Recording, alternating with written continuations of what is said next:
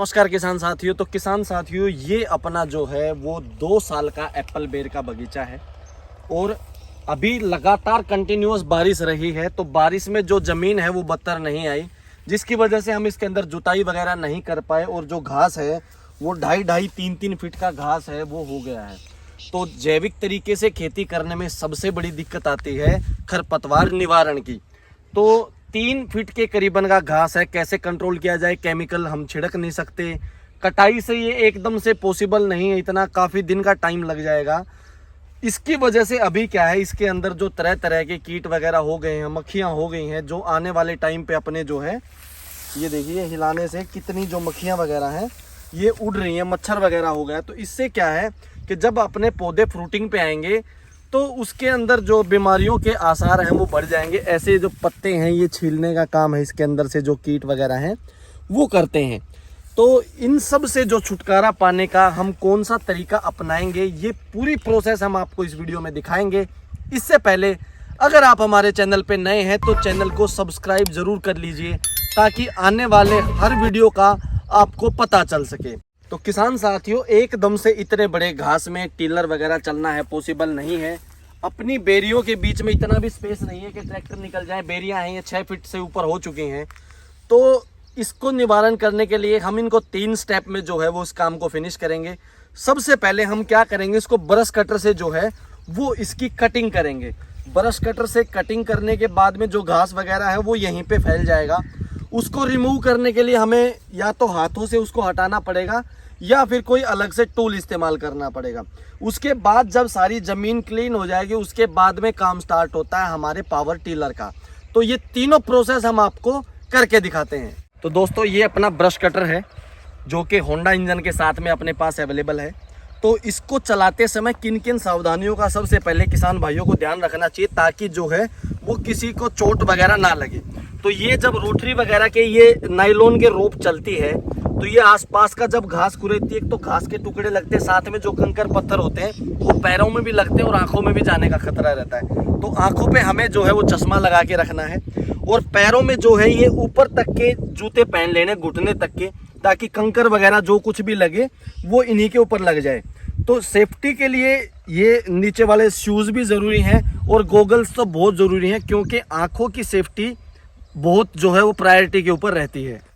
तो दोस्तों, अब हम इसको करेंगे स्टार्ट करने के लिए सिर्फ हमें इस रोप को पुल करना है और ये स्टार्ट हो गया।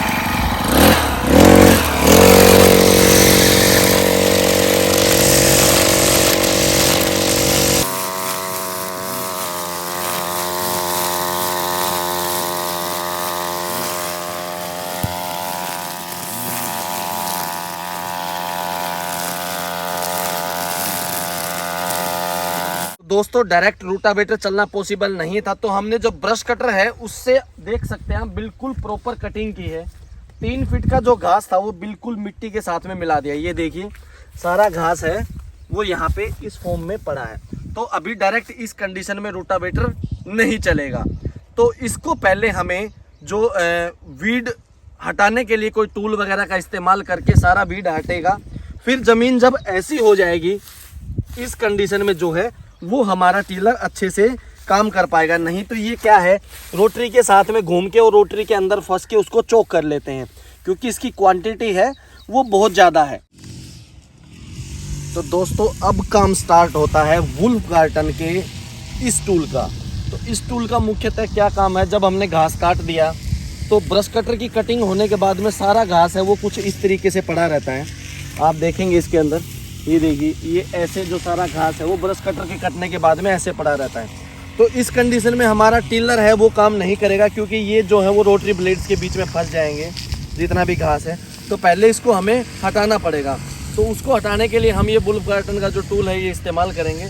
तो इसको कैसे इस्तेमाल करना है ये देखिए, काफ़ी अच्छे से जो है ये टूल काम करता है।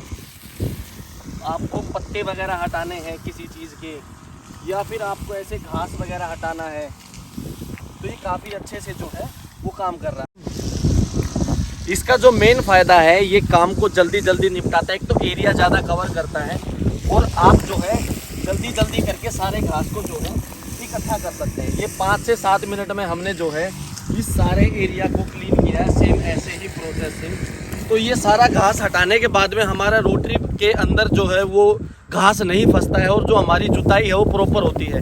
अभी मैं आपको दिखाता हूँ, कल हमने यहाँ से घास रिमूव नहीं किया था। एक तो हमें बार बार रोटरी रोक के और उसके अंदर से घास हटाना पड़ता है, और दूसरी जुताई है वो भी अच्छी नहीं हो रही है। तो इसके बाद हमने जो है अभी वहाँ पे सारा घास वगैरह रिमूव करके किया है, तो वहाँ पे जुताई है वो भी अच्छी हो रही है, काम भी जल्दी बनेगा। टूल हमारे पास है ही, हम इन्हीं का इस्तेमाल करके पूरी इसकी प्रॉपर जुताई करके और अभी छोड़ देंगे। तो अभी हमने जो वूल काटर टूल की सहायता से जो सारा है अपना घास वगैरह साइड में इकट्ठा कर दिया है, ताकि हमारे यहाँ से प्रॉपर टिलिंग है वो हो सके।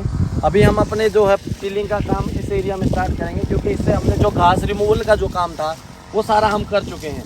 तो अभी हम करते हैं दोबारा से टिलिंग स्टार्ट।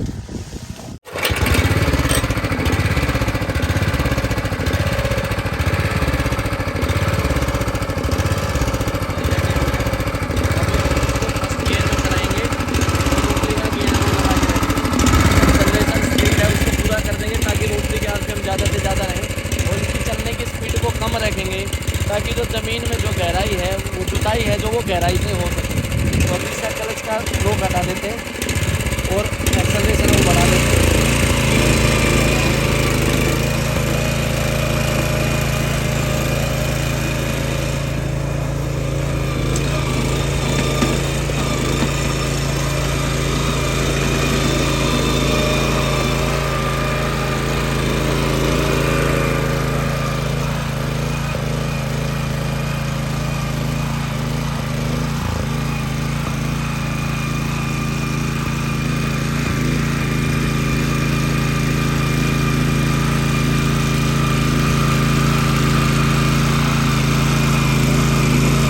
जो अभी हम हैं एक बार स्ट्रेट पूरी सीधी जुताई करेंगे, उसके बाद में जो बीच वाला पोर्शन बचेगा ये हमने जो ड्रिप की पाइपलाइन है वो हटा दी, क्योंकि अगर हम क्रॉस करते तो पाइपलाइन अपनी कट जाती, उसको हमने हटा दिया और हम इसको एक बार सीधी जुताई करेंगे और एक बार क्रॉस में जुताई करेंगे। पावर टिलर का यही बेनिफिट है कि आपके पौधों का गैप अगर 5 या 5 फीट से ज़्यादा है तो आसानी से भी उनके बीच से निकल जाता है, जो कि एक ट्रैक्टर ये काम है वो नहीं कर सकता है। और रोटरी है वो काफ़ी अच्छे तरीके से काम करती है। आप ये देखिए, जो अभी हम यहाँ तक जुताई करके लेके आए हैं, ये इतनी टिलिंग काफ़ी होती है अगर हार्ड मिट्टी है तो। ये देखो इतनी टिलिंग, ऊपर का जो घास है आपका एक बार वो कट जाएगा, फिर आप जब नमी होगी ज़मीन के अंदर अच्छी खासी, फिर ये और गहराई तक जो है वो प्रॉपर टिलिंग कर सकता है।